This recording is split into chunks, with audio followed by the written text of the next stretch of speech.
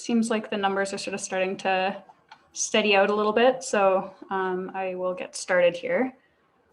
My name is Morgan. I'm a PhD candidate at McGill University, and I will be hosting today's Canadian Organization of Medical Physics Career Catalyst Seminar, alongside my colleague Shweta Ladd, who's a PhD candidate at X University or Ryerson University. So for those of you who are attending one of these sessions for the first time, this event is part of a monthly series hosted by the Comp Student Council, and it is aimed at developing skills for success in graduate school and for your career in medical physics beyond grad school. So if you are a student or a trainee in medical physics, I would encourage you to sign up to our Comp Student Council direct email list in order to receive invites to our upcoming sessions in April and in June, which are shown on the screen here. And then Shweta will also post the link to that direct email sign up in the chat for anyone who's interested. I would like to also say a quick shout out to the Comp Student Council team for all their work on this initiative so far. The success of these events wouldn't be possible without them, so thanks to everyone on the team. And then finally, before we get started, I would like to issue a quick reminder that this session is being recorded and that we'll be posting it to our private YouTube channel. So if you want to turn your video off, please do so now. Okay, so with that, I would like to welcome you all to the March edition of our C-Cubed series on the topic of advancing equity, diversity, and inclusion in the field of medical physics. We'd like to begin today's session by acknowledging the traditional territories on which we live, work, and play. We want to recognize and thank the diverse Indigenous people who are the traditional guardians of this land that we call Canada.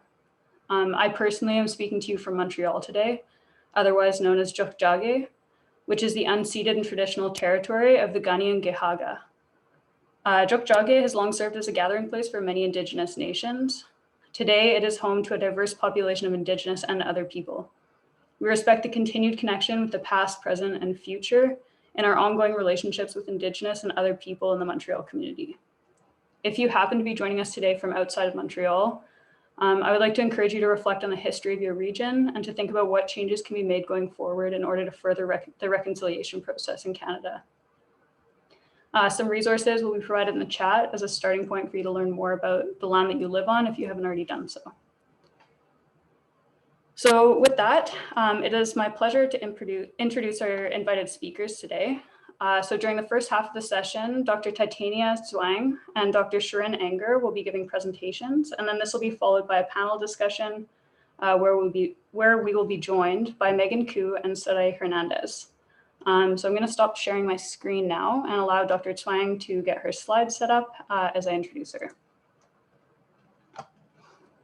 So Dr. Titania Juang is a clinical medical physicist and faculty member of UC San Diego's Department of Radiation Medicine and Applied Sciences, where she serves as the Assistant Vice Chair of Diversity and Inclusion and chairs the Departmental EDI Committee and Working Group for Faculty Compensation Equity. One of her primary interests in the EDI space is in furthering and promoting equitable recruitment processes with a particular focus on medical physics residencies and on the MedPhys Match program. So welcome, Dr. Juang. Hey, thank you very much for the introduction. It's an honor to be here. I'm very thankful to be invited to speak with all of you today. And I see in the audience, there's a lot of familiar faces, familiar names, as well as a whole bunch of new ones. So thank you all for coming. All right, so I'm going to try to share my screen again. All right, here we go. Okay, so today I'm going to be talking to you about opportunities for EDI throughout medical physics. And to get started, give me a moment here, make sure I'm on the right window. Okay, so to get started, I felt like it would be a good idea to first go over what do equity, diversity, and inclusion mean, also known as EDI. That way we can all be on the same page as we move forward through these presentations. And then I want to talk a little bit about opportunities for EDI in medical physics throughout the entire process from your medical physics education through training to your longer term career. And then finally, I want to focus in a little bit on advancing equity in medical physics recruitment, because this is a topic that is near and dear to my heart and that I've been focusing a lot of my energy on for the past few years. So first, equity. So equity is seeking to ensure fair treatment, equality of opportunity, and fairness in access to information and resources for everyone. So one thing to keep in mind with equity that is that it doesn't necessarily mean giving everyone the exact same thing. It means giving everyone the same opportunities, which can differ from person to person because we may be encountering situations where someone may have, they may have challenges that other people do not face. Next is diversity. So diversity refers to within your group, whether you have a variety of personal experiences, values, and worldviews, which can arise from differences of culture and circumstance. And these can come from a lot of different aspects. There are the obvious ones, such as race, ethnicity, gender, but then there are also other characteristics, including age, religion, language, whether you have certain abilities or disabilities, your sexual orientation, your gender identity, socioeconomic status, geographic region, as well as other characteristics that form who we are and what our identities are as people. Next, inclusion. So inclusion is creating an environment that promotes and values collaborative input, mutual respect and recognition, and diverse perspectives. So this is, do you have a seat at the table? If you do have a seat at the table, are you heard? Are your experiences valued? Are you able to make contributions which are, again, valued by the people you are working with? Okay, so now taking this understanding of EDI and applying it to our medical physics career pathway. So what I'm showing here is what I'm calling the standard clinical medical physics pathway. So you have your medical physics graduate education, then you go through residency, and then finally you have clinical practice as a fully fledged medical physicist. So I want to acknowledge upfront that this is not everyone's path through medical physics. Not everyone goes through a medical physics graduate program. Not everyone aims to go into clinical practice. So feel free to kind of view this more as a representative depiction of a possible pathway from education through training to your longer term career. But it doesn't necessarily have to be this particular pathway. So feel free to replace residency with a postdoc, for example, or clinical practice with research or industry.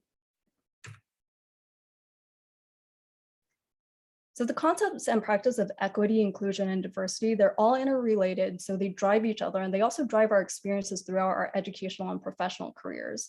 And because equity, diversity, and inclusion apply throughout every single step of our medical physics careers in numerous aspects, that also means that there are opportunities throughout each step of this career to advance EDI. So for example, for diversity, looking at demographics, when you look at the demographics of your cohort or your team, do you see that they reflect the general population or your patient population? At each step, do your cohort of people coming in, do they reflect the demographics of the applicant pool? If not, where are you losing people throughout this process and throughout this pipeline? Another thing that you could potentially look at is, does your leadership reflect the demographics of your group? So for example, if you're a student, do your faculty reflect the demographics of your student population? When it comes to inclusion, so again, inclusion, you want an environment where everyone there is included in discussions and decisions. You're able to speak up freely, your contributions are appreciated and acknowledged. And some things to think about are, when you're having these discussions and decisions as a group, who is there? How are you setting this up? So for example, like say, if you're setting a meeting time, like for me working in a clinical practice, like for me, if there are meetings at 5 p.m., that works really well for me. It's after clinic, I have time then. But then you have to look at other members of your team. For example, if you have parents, that may be a time that they need to take care of childcare. So that's not necessarily the most inclusive time to have a meeting. So these are things that you need to look at and keep in account. And there are also opportunities for advancing EDI. But what we have to do is first take a look at these aspects. Another thing is equity, which is access to opportunities and resources. So some things that you may want to look at are compensation. Are you getting equal pay for equal work? What about your startup packages when you go into your job following your training and education? What about promotion? Are people being promoted at the same rate and using the same metrics? And I think Dr. Enger will be talking a little bit more about this later on. So just touching on this right now. So when it comes to diversity within our profession, it's important to note that the pipeline doesn't start with medical physics education. We also have to look at the pipeline of potential medical physicists. So for example, here, this is looking at some of the APS data for bachelor's degrees earned by women. Again, looking into our potential medical physicists who would go into graduate education, we have to look at who is getting the background necessary to pursue this pathway, so undergraduate education. But this also goes back into who goes into the undergrad for degrees that would allow you to pursue medical physics. So for example, so this APS data, we are looking at bachelor degrees that are earned by women as well as by underrepresented minorities. And when we look at the physics degrees for the past 20 years, and this is US only data, unfortunately, I couldn't find the Canadian data, but so for women, we're seeing it's pretty flat around 20% for the last 20 years, even though out of all bachelor degrees, women are earning over 50% of bachelor's degrees. And then when we look at underrepresented minorities, which the APS defines as African Americans, Hispanic Americans, American Indians, Alaska Natives, Native Hawaiians, and other Pacific Islanders, it's even lower, again, holding pretty steady at around 10%.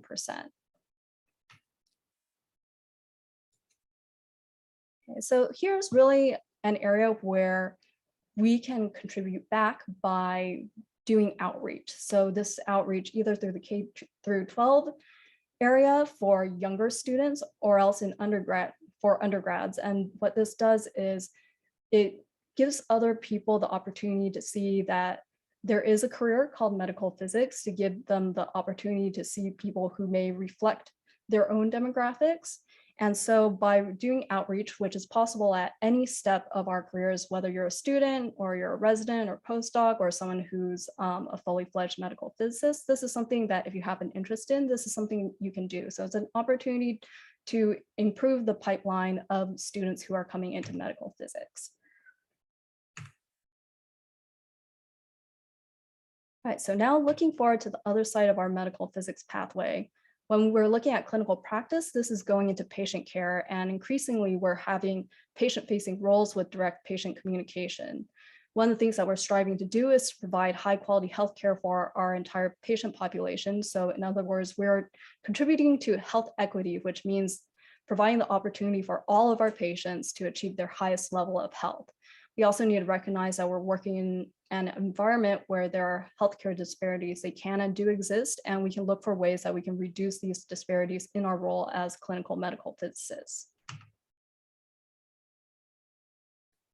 There was a 2003 report from the Institute of Medicine that it was assessing disparities in healthcare due to race and ethnicity. And they came out with they came out with a lot of recommendations, but a couple of them which I am highlighting here. One of which is to increase the proportion of underrepresented racial and ethnic minorities among health professionals. And this is related to what I showed previously about the pipeline going into medical physics and then us going forward through our medical physics education into clinical practice. A couple of reasons for this is it's seen that racial concordance of patient and provider, it's associated with higher patient participation in their own care, higher satisfaction, and greater adherence to their treatment. Also, it's been seen that racial and ethnic minority providers are more likely than non-minority colleagues to serve in minority and medically underserved communities. So this is working toward reducing those healthcare disparities. Another recommendation was to integrate cross-cultural education into the training of all current and future health professionals. So you may have also heard of this referred to as cultural competence. And this is something that impacts the way that we interact with our patients, and we can't change our own demographics, our own characteristics. So we may ourselves not be an underrepresented minority, but that doesn't mean that we cannot work with underrepresented minorities and work with them effectively. And this also ties into our ability to work with other members of our teams.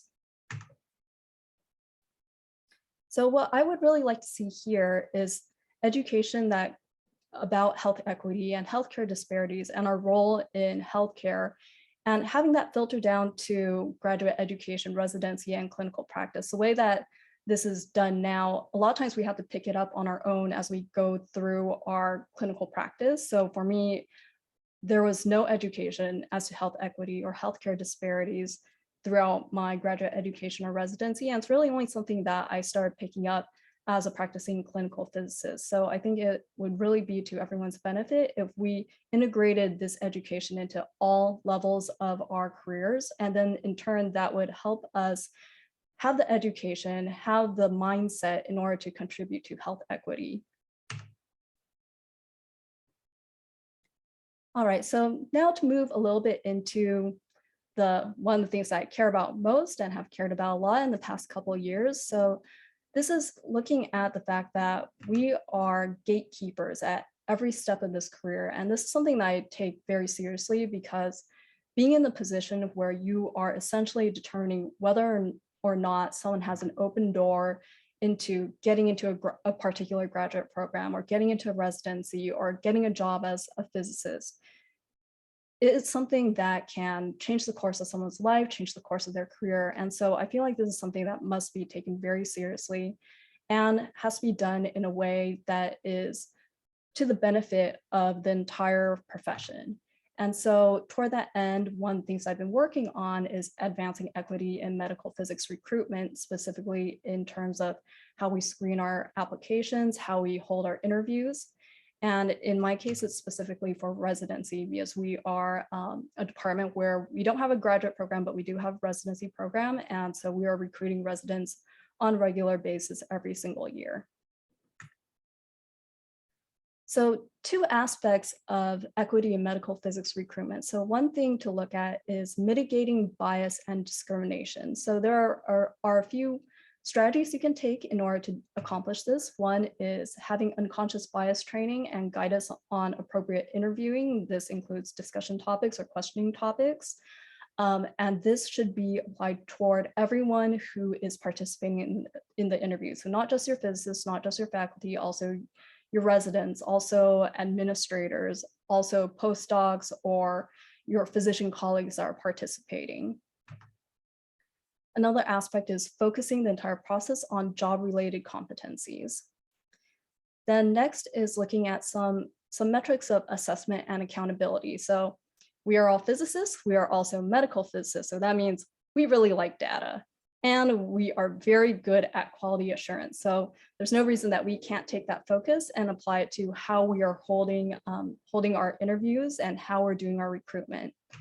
So one thing to look at is demographic analysis and doing this at every level of screening. So that means after you look at your eligible applicant pool, after you screen that applicant pool and you come up with a preliminary list of candidates, after you have your screening interviews, after you have your final interviews.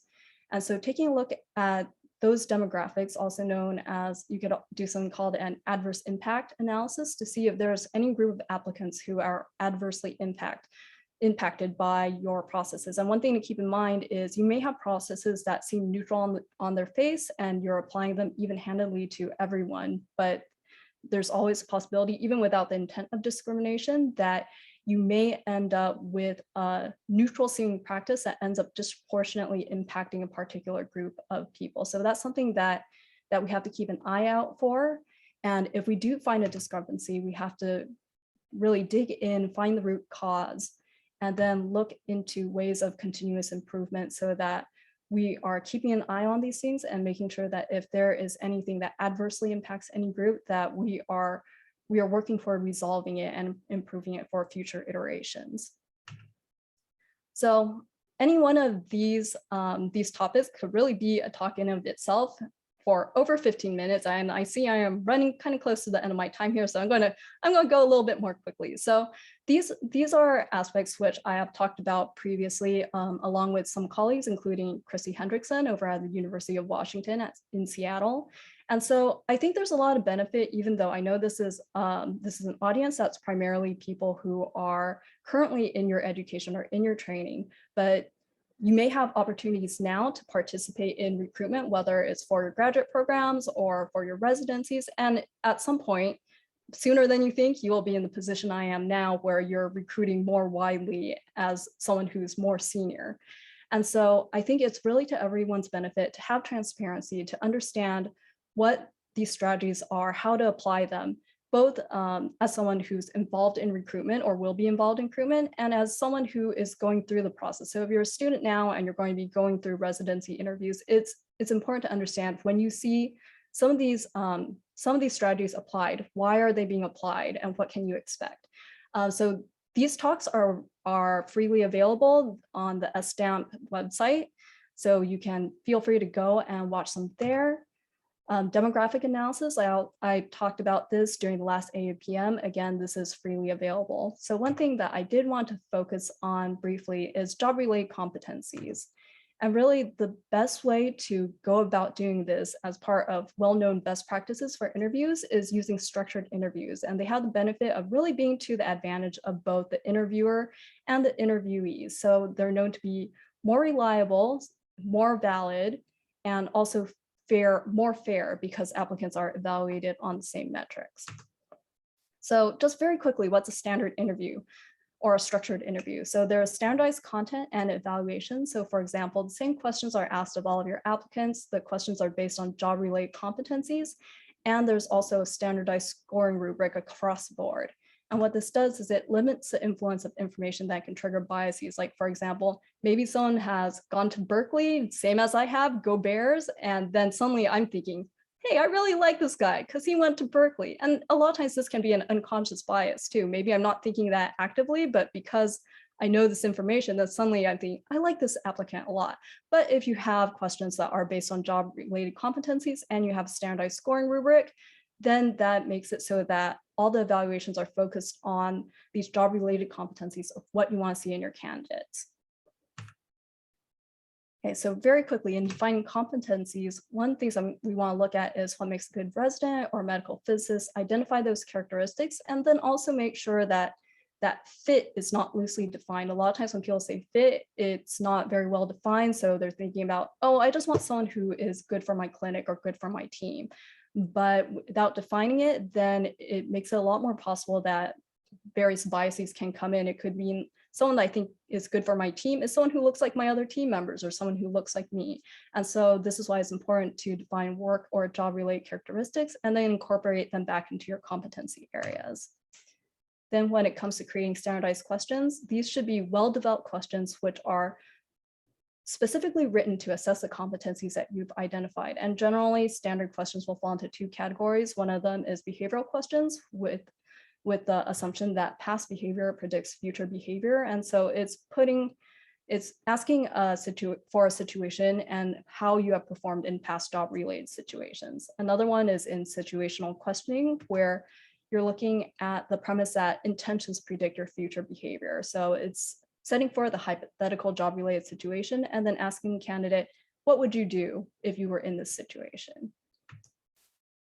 Okay, so I'm just going to wrap it here. So very briefly, so I've gone over opportunities for EDI in medical physics, starting with a definition of what equity, diversity, and inclusion are. I hope you've taken away the idea that EDI is something that runs throughout your entire career. It's not one thing that you do or one training that you do and then you're done. And because it's something that runs through the entire course of everything we do, there are a lot of opportunities where you can find something that you care about and work on it.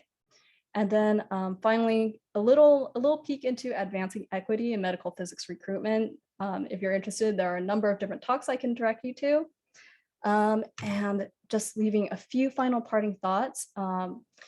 I hope you can find something that you care about that's related to EDI and work on it. Don't be discouraged if you haven't seen someone else doing it. A lot of times, all of us are in that same position, whether it's me or other people in my university who are more senior to me and have been working on EDI for quite a long time. A lot of times what they say is, I'm not an expert. This is not something that I have formal training in, but really it has to start somewhere. So don't be discouraged if you feel like it's something you have to do, and also don't feel like you have to do it alone. So I encourage you to try to find other like-minded people, find other people to work with, and incrementally we can make progress and we can do work that makes a difference for our profession. Thank you everyone, and thank you to the Comp Students Council for inviting me to speak. And if you have any questions, feel free to reach out, either by email or on Twitter.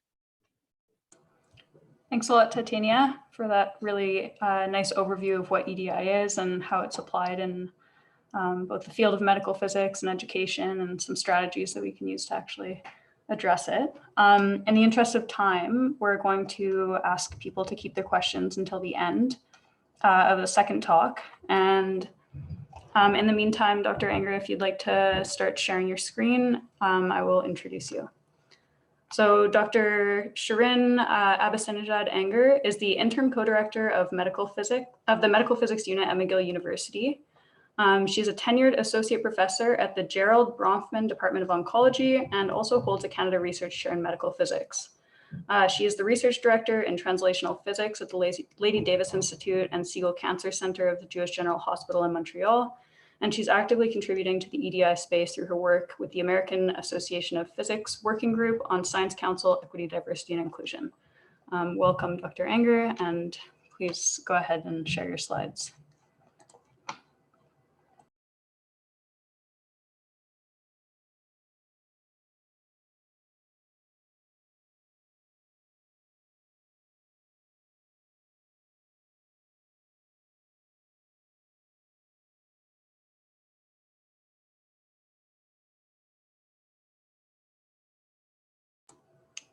I think you're still muted there.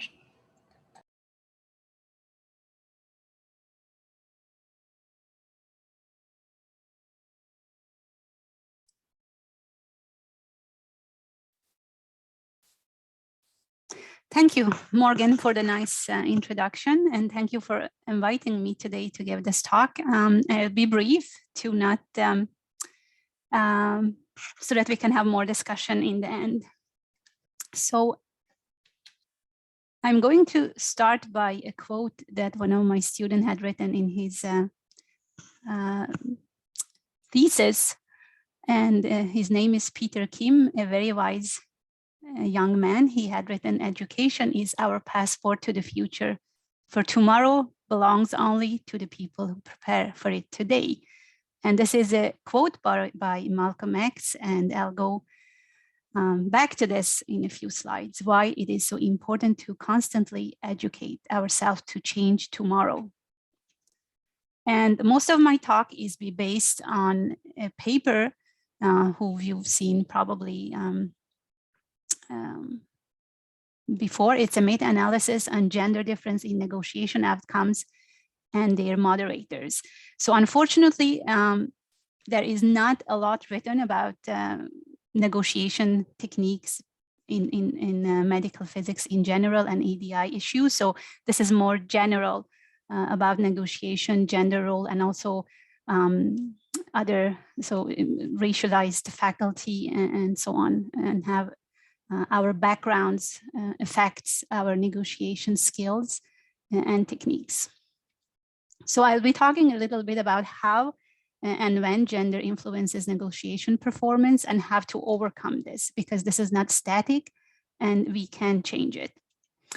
So just very briefly, social role theory. So gender roles are composed of conceptual beliefs about behavior expectations related to men and women's roles. And we are all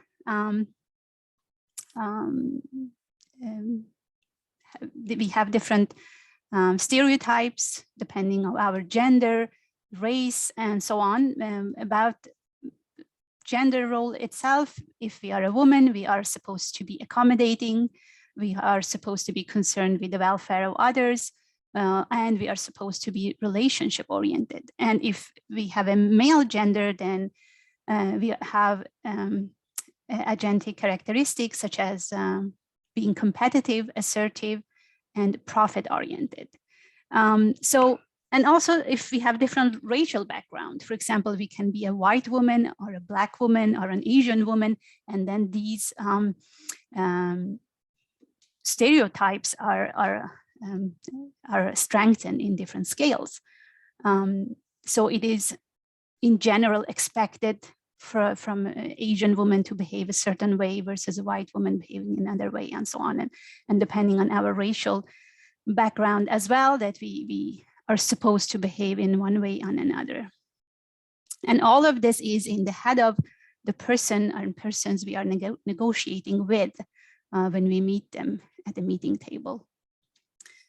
So, and it is very important to be aware that all of this actually affect the outcome of a negotiation. So negotiating effectively for economic outcome, and remember, even promotions do affect an economic outcome. So they do affect promotions, and in the end, your salary or resources that you will be having for your team or for yourself. So any kind of negotiation for economic outcome requires agentic qualities, such as behaving assertively or competitively. And these are more associated with male gender roles, while ineffective negotiating with respect to economic outcomes, they are more linked to stereotypic female qualities, such as being submissive or accommodating. So, for example, if you go in a negotiation with an aggressive first offer, this has been shown through literature that this is a very good negotiation technique, and it increases your outcomes. And this is a male behavior, while a premature concession making is more congruent with the female gender role and has shown to be very ineffective negotiation behavior. And if you're a woman and behave as a man in a negotiation, so if you have an agentic behavior, then you risk of incurring social backlash. And what is social backlash, and why should we even care about this? That's another, it's a topic for another session. However, these are, there is a vast number of papers and research that is confirming this, and depending on how women do negotiating. For example, if I go into the negotiating room and self-advocate, if I go there and negotiating for myself very assertively, then there is a very high risk that I will be incurring backlash, because I have male, I am being perceived as being assertive and incongruent with my female gender role.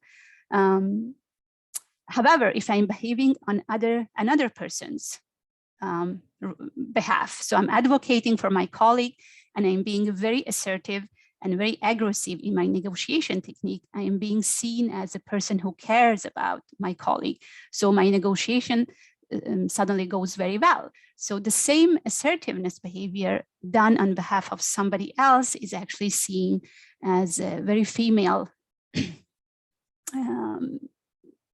attribute, and because I'm negotiating on behalf of somebody else and advocating for the welfare of somebody else. So in all of this negotiation, when a woman negotiates on behalf of somebody else, but with so-called male attributes such as assertiveness and having agentic behavior, then it's seen very well, and the woman is usually very the negotiation goes well.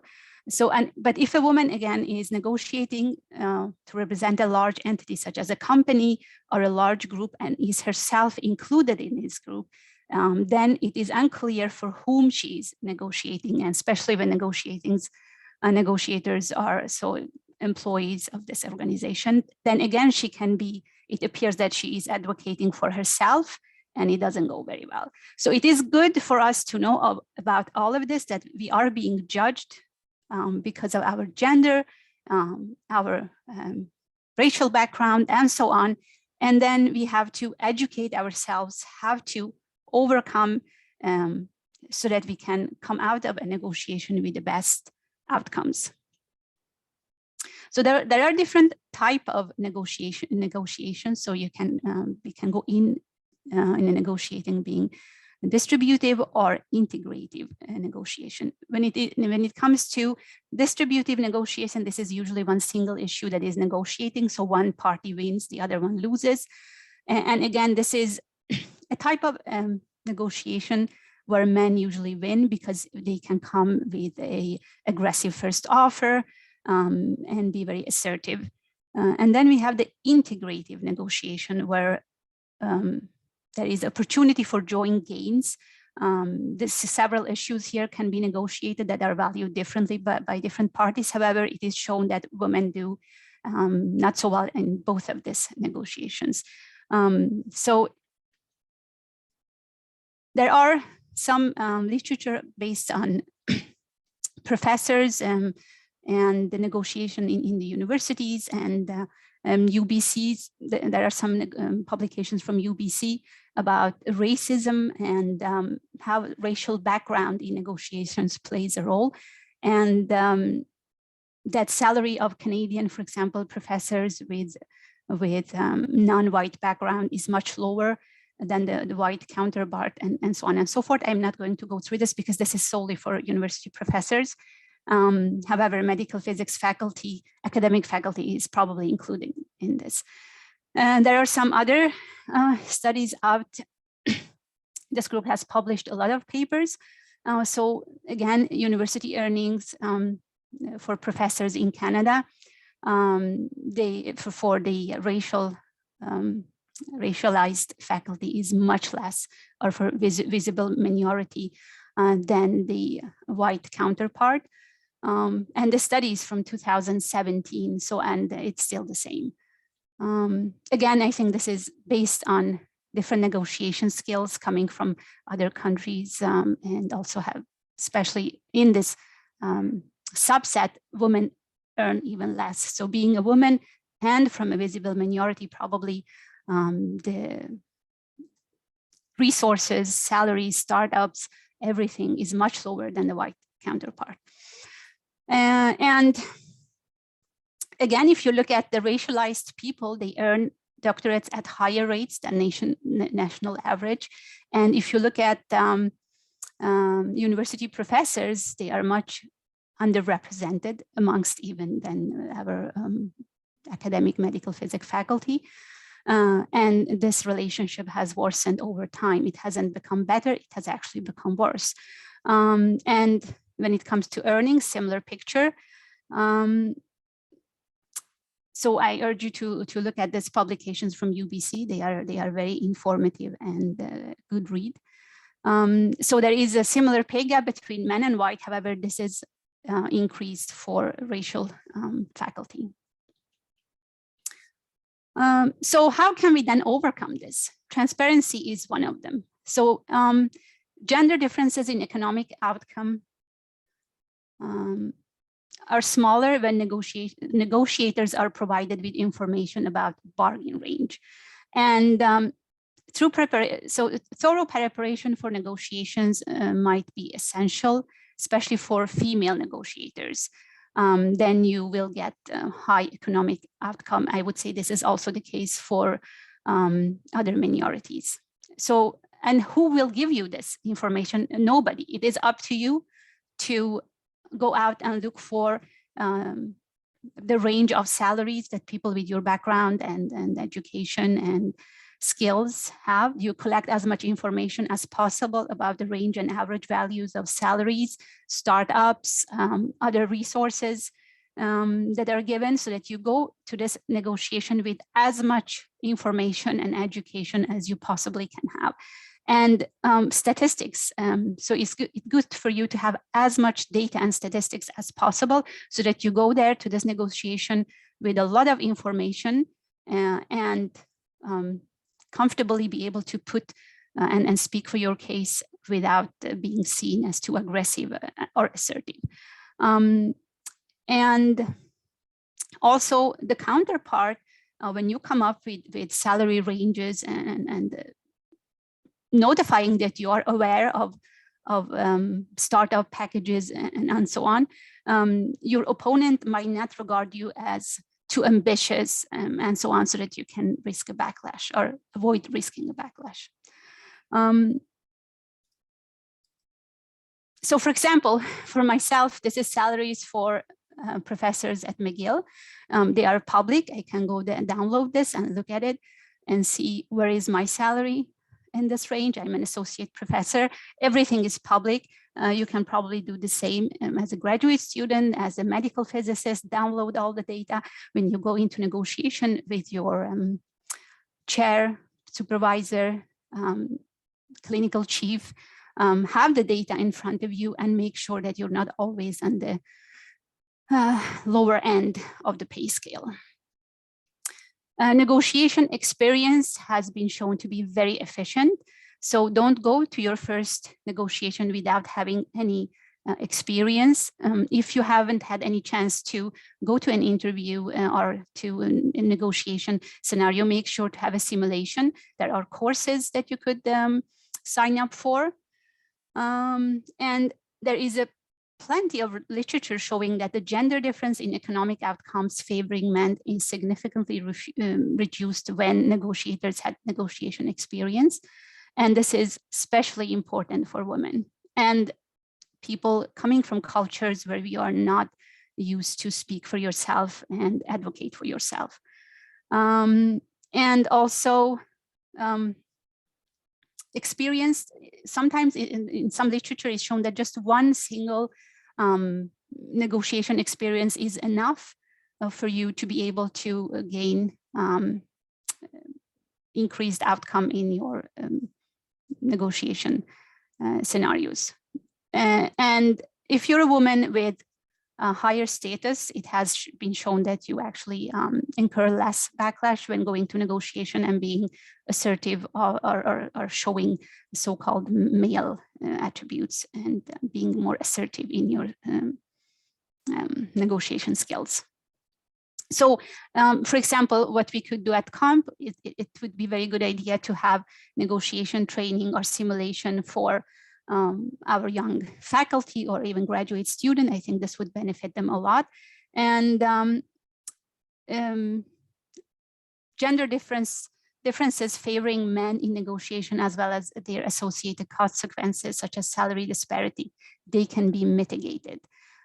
So training will reduce the differences between men and women, but also transparency. So require, if it's not public, that all the salaries and opportunities, not just monetary, but all the opportunities that are out there that can eventually contribute to a higher salary with time, all of that should be public. So as much as possible, public information so that people can download this and educate themselves before going to a negotiation, but also to be able to train for these negotiations are some of the tools that can help us overcome the disparities, both gender disparities, but also racial disparities.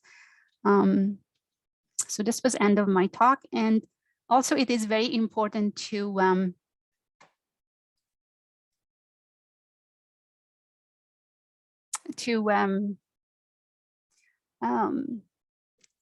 decrease the unconscious bias, so to constantly educate people surrounding us, because even their unconscious bias do affect us. So if a person, your counterpart or your opponent is, by unconscious bias, is affecting the outcome of the negotiation, it's still harming you. So by constantly educating people about unconscious bias and so on, and just talking about it, people are aware that you are aware of your rights. So backlash is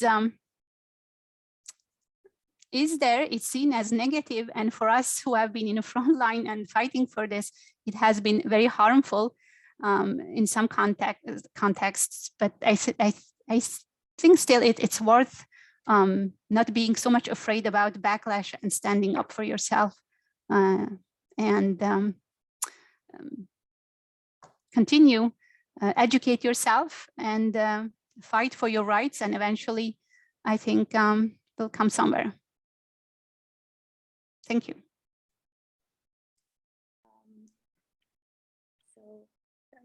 Thank you so much, Dr. Titania and Dr. Enger. That was a really good presentation, and it really seemed like you were speaking from your heart.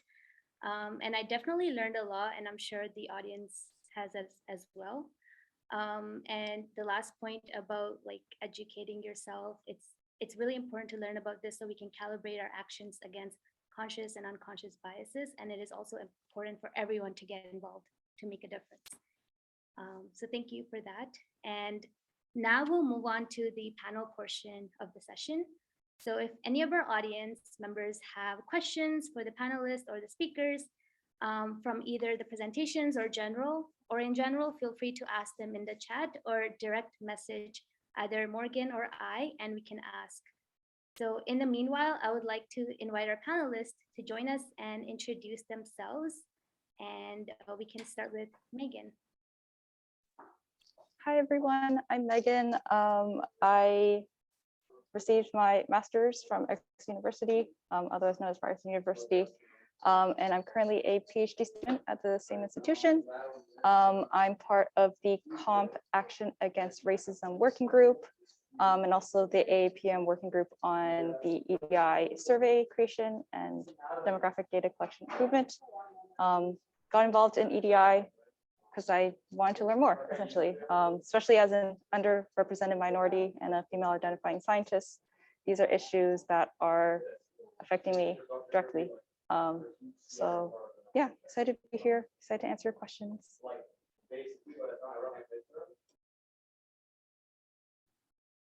Dr. Soleil, would you like to introduce yourself?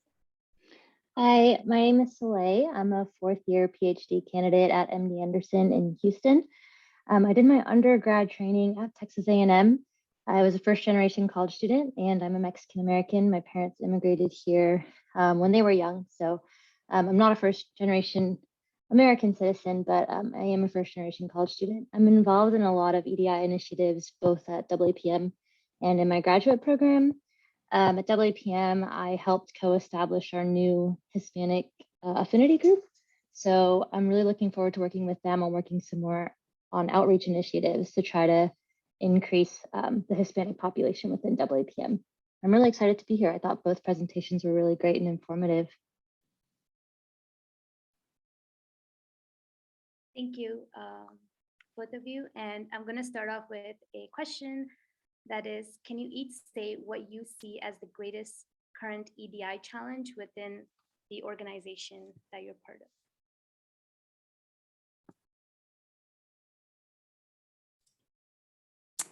Should I go first? I think for me, it's unconscious bias. And it is, since CIHR and our Canadian federal agencies have come with guidelines and also a lot of education. People have to educate themselves about EDI, and also everybody needs to write an EDI section in their grants. So the government is forcing researchers and professors and more other professionals to learn about EDI. It is still very difficult when you are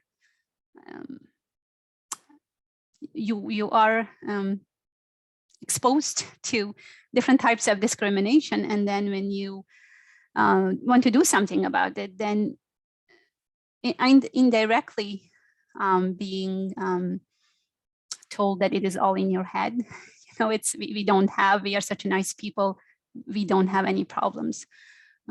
So I think that's for me the most challenging, because if people admit something, then we can together improve it. But if people surrounding the table say, oh, there is no problem, so then there is nothing to improve. So that's the main challenge, is to agree upon that there is a problem, and then second, have to mitigate together, have to work together so that we can solve the problem. Thank you, Dr. Enger. That was, it's really moving to hear you speak about it, and the issues you brought up, I think they're really applicable to a lot of people. Unconscious bias is something that's incredibly hard to challenge. It's not something that we can easily even train ourselves out of. It's something that we have to try to find ways to mitigate and recognize that we have it. But having a conducive environment and other people who are willing to work toward this goal is something that can be really hard, because sometimes it's the environment that you happen into, and it's very hard to, it can be hard to get people on board. I will say that I feel really fortunate that I work in a department where EDI is front and center. I have the full support of my chair, of my physics chief. And so in a lot of ways that makes things a lot easier for me. And I feel very fortunate to be in this kind of environment, but I know that that's not necessarily widespread, that there are a lot of challenges to even get to that point. for me in my current environment, I think some of the things that are hard is really just getting started. There's a lot of really low hanging fruit, like just getting information and getting data on how are we doing now. And I remember there was a time when I was younger, like when I was a student, and I was naive enough to think that, oh, all these common sense things, they must be done already, because of course you would do them. You need to know this information. How else are you going to have, it's like good processes if you don't know? And it was only later on as I went forward in my career that I realized, oh, a lot of these things, they aren't being done. So there's a lot of work that needs to be done to go into just getting started, just getting the information so you know where you stand now and where we can move forward from here.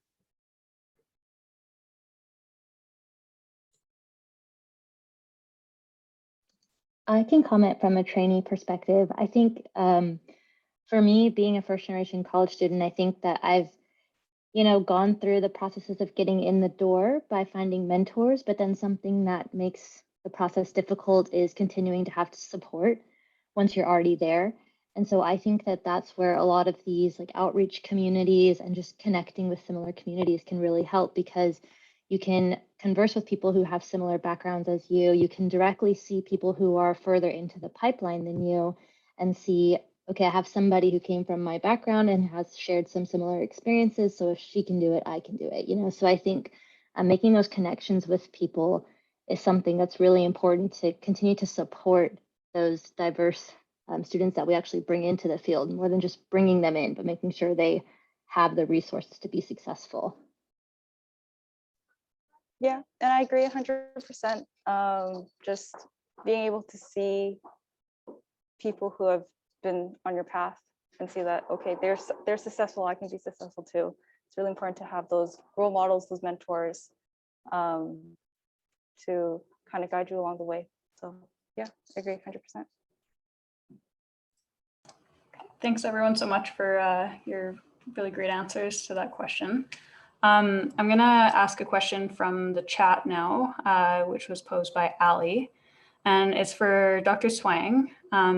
And he asks, given that underrepresented persons, especially if early career, might face difficulty in obtaining qualifications / accomplishments that would help them stand out during the recruitment process, how can our recruitment processes be modified to account for this?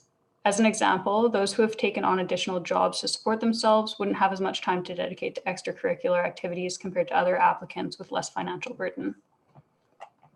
That is a really, really great question. So as far as obtaining qualifications and accomplishments that would help people stand out, as well as how we can modify our recruitment processes. So I think, from the faculty side of things, one thing to keep in mind is that you want to be able to review the applications in a way that take into account these other, maybe more non-traditional in a certain sense experiences. And part of what I've touched on earlier, as far as looking into job-related competencies, a lot of these competencies, they are things that are non-cognitive competencies. So it's like your teamwork, how you handle stressors, how you communicate with people. And so these are things where if you are working other jobs, you are still getting valuable experience. These are still transferable skills. So these are still things that you can put forth as your experience, as your qualifications. And also on our side, on the program side and on the faculty side, that's something that we need to be sure that we are taking into account and that we are looking at when we look at our metrics of how we are assessing people's qualifications coming in with their applications. Did anyone else have any of the other panelists have any comments along those lines as well? I think I would say, Ali, that you should. So first, something that I've noticed from students who are coming from backgrounds where they know how to promote themselves, and really, if you are a student or during your student time have also worked at the same time, and yet you've managed to pull it through, that is a huge ability. So obviously you should write that in your CV and highlight this very much. So in addition to your studies, you have been doing this extra work this just if I would get such a trainee, I would see just how determined this person has been, despite of all the challenges who have actually pulled through. And this would be seen as a huge asset.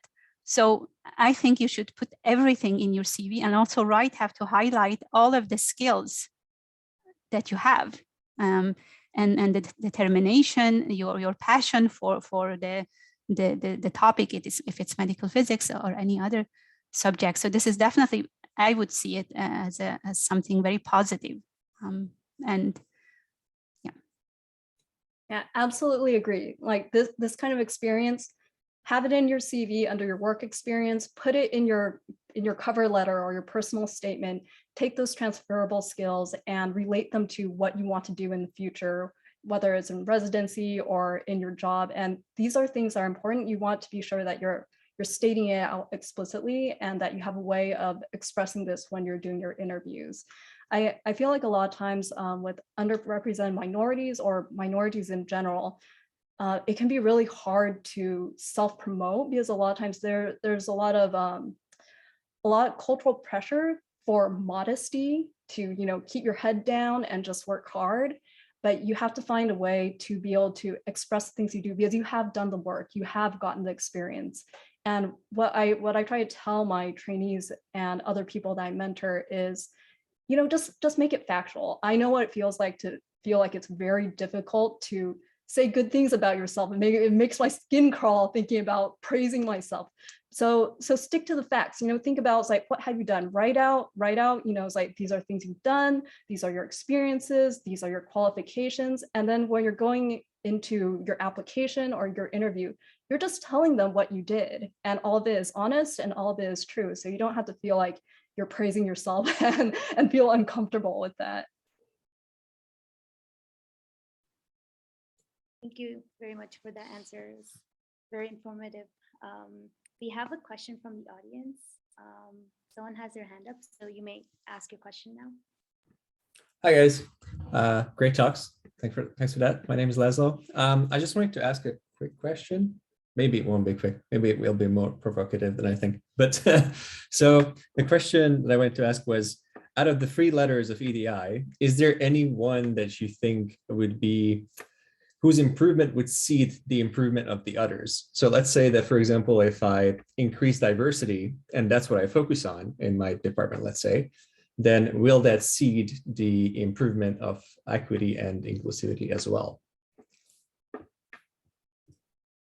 I would say no, because so I'm just talking for myself. I grew up in Sweden and I went all my schooling there. It's a very diverse and equitable society. Everybody has sort of free education. Obviously, a society can never be equitable because we all come from different homes with different resources. So even if the society makes up for equity, is never equal. So all children come from different backgrounds with different education level for the parents and whatnot. So, but nevertheless, let's assume that the society was really equitable because we didn't pay anything for school or the university, but there was no inclusion. So, and then the society is built like a pyramid, exactly like the Ramos papers that are now out from UBC, that there are a lot of PhDs or PhD degrees amongst racialized communities in Canada are very high. However, number of professors in university are not. So that it tells you about diversity and equity, but not inclusion. So inclusion, if you don't have inclusion, you will have a pipeline that is dripping. So you will lose people and more people, and then you will end up with a pyramid again. So if you don't have inclusion, you can as well get rid of the diversity and equity, because it's really of no use if you don't include people. That's at least my understanding of this, and my personal experience as well. I think a letter that we also forget about a lot is the A for accessibility, making medical physics more accessible to the general public. For just like in the survey, for example, we asked a question about do you have a disability, physical or mental disability, or just visible or invisible? And we had around 20% of respondents say that they had disability, visible or invisible. So making sure that the space is accessible to all. No, but that's also as part well. of inclusion, Oh, because yeah. Oh, if for we sure. truly were Yeah. inclusive, then we will include, we will include. It doesn't matter if you're a man, woman, disability, whatnot. If we have decided to have a diverse community and have amongst us people with all backgrounds, socioeconomic, color, gender, and everything, then we have to be inclusive and really truly mean what we say. Exactly. Yeah. Okay, so holistic approach is Yes, and is the way to go. and go back, go back all Mhm. the time, because sometimes if we are diverse, as say department head, I see all the colors and then I would say, oh, I'm happy because see, I have everything here. But then if I'm not really doing my best to be equitable and include everybody, then so I have to all the time review myself and my action to really be a truly EDI department. Yeah, makes sense. Makes sense. Okay, thank you.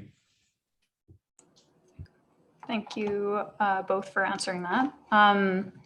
So I'm gonna go to a question in the chat that I received, and this one is directed specifically at you, Dr. Enger, and it sort of ties into what you were talking about before about like the hierarchical nature of what we experience in society and in academia and so on. So the question is, do you believe that salary negotiations are less of an option for a junior physicist due to the fact that they're not as established in the field and are more easily replaceable? No, because whatever salary you get as your first salary dictates your salary for the rest of your life, because you get percentage of your first salary, every year. Obviously, when you go elsewhere, you have always a chance to renegotiate, but never bargain on yourself and go there thinking I'm the best thing ever happened to this place. So, and have confidence and do advocate for yourself, because if you don't, then who will advocate for you? So I don't think so. I don't think you should be afraid of negotiating. And that's exactly what women, especially women, think that, oh, should be so happy to getting my first job. And then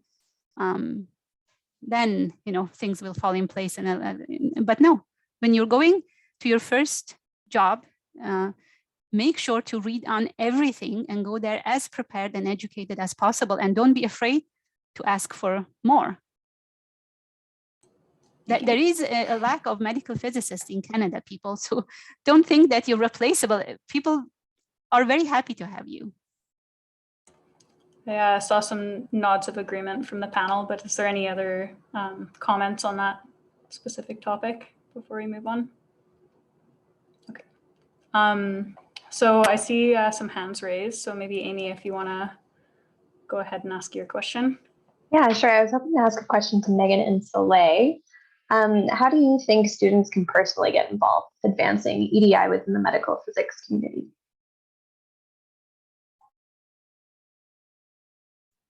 There's a lot. we have the Action Against Racism working group within COMP. So we're a very friendly bunch. So just can you join us? We're great people. Yeah, and we're planning to host some continuing education sessions. So if you want to get a taste of what we do in the group, attending the sessions, just EDI in general, there's a lot of learning and unlearning. So reading books, listening to podcasts, watching documentaries. There's a lot of just not only learning, but also unlearning to do with EDI work. So unlearning such as using inclusive language. So instead of saying, hey, you guys, you can say, hey, folks. So that's just a simple thing. I catch myself saying, guys, just all the time. So just, it's always a work in progress. No one claims to be an expert in EDI. So just getting started, taking small steps, whatever you're comfortable with, is little is better than nothing, I guess. Yeah, I totally agree with Meghan. I think the biggest thing is having an open mind and be willing to change some of the thoughts that you've kind of grown up thinking is the one way to think.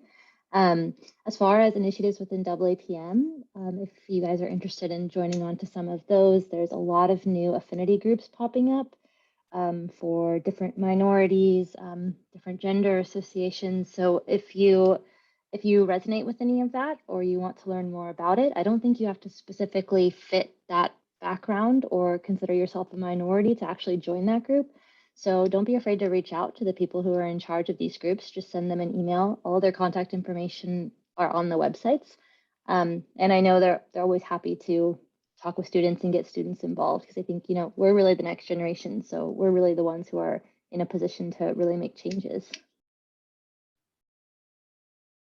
Thank you, Megan and Soleil. So there are many opportunities that people can get involved in. We have time for one more question. So Radim, if you want to go ahead and ask your question. Thanks everyone for the great discussions and the presentations.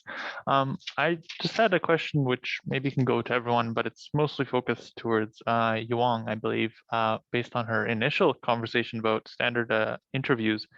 And it just made me think, maybe you could comment on how you think sort of standardizing your interviews or standardizing what you are looking for in characterizing your ideal candidate. Is there a risk that you over-define and start missing people with more, you know, alternative pathways to achieve similar expertise? And how do you kind of balance that? Or what is your what do you look for there? Hey, thanks. That's a great question. So as far as standardizing to try to find, I guess, sort of an ideal candidate, again, it's focused on competencies, and the competencies are fairly broad. So, you know, these are things like how well do you communicate with people? What's your level of teamwork like? Things like how do you solve problems? How do you approach managing your work? Things like that. So, you know, they're pretty broad, and what you want to see are not very specific examples, not very specific scenarios, but that the applicant can talk about something from their own life that shows that they have these competencies. So, you know, it's like we're not looking at something like, oh, this person needs to have this many awards and 10 publications that are first authors. It's not looking at things like that. It's really, again, looking at competencies, showing that you have skills that are really, you know, transferable to working in the clinic.